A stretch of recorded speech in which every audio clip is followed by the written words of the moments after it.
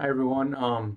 For this week's discussion post, the two critical challenges that Melbourne is facing with additional to climate change. The first one, the first challenge that I found was transportation.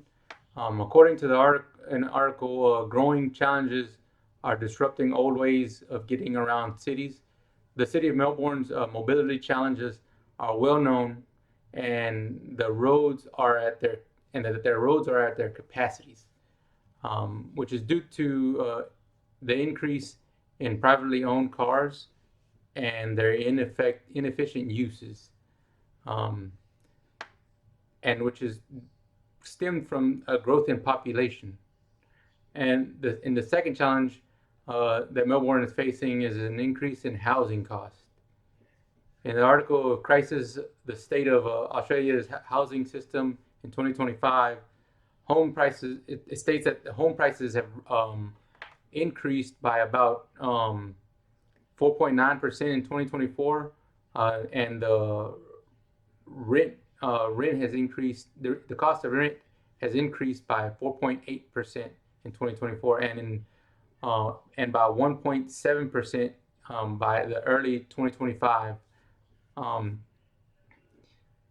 it also states that the affordability for mortgages and has deteriorated, and rental properties has rental for tenants has deteriorated, which has led people that own are paying for mortgages spend more than 50% of their income on their housing, and people that are renting are spending about 30% of their income on rent.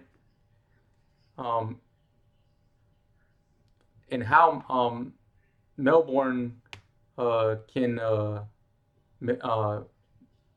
become more sustainable to the urban fabric.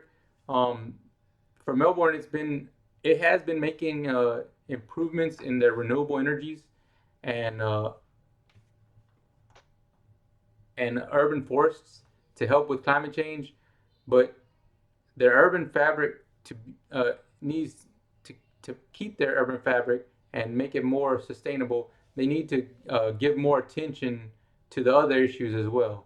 They need to look into providing more options for public transportation, and providing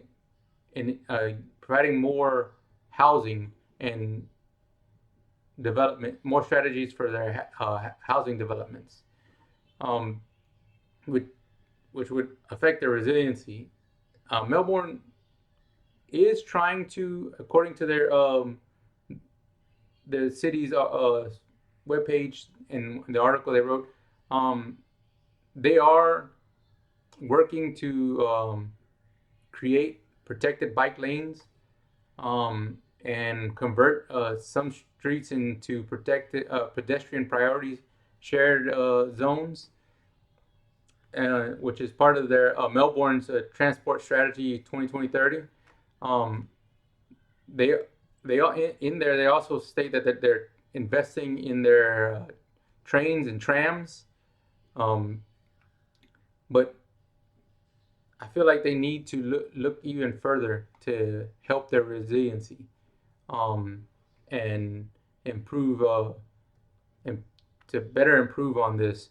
They need to look into, and with what to include with housing, if they expanded their trains, um, and built their housing within that area to keep within where they expand their trams and trains to increase their housing and give people more accessibility.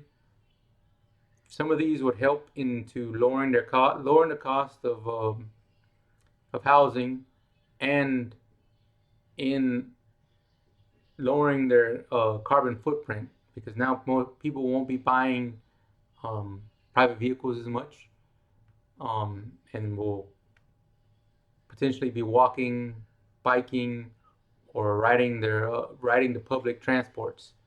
Um, these are a few things that I could think of.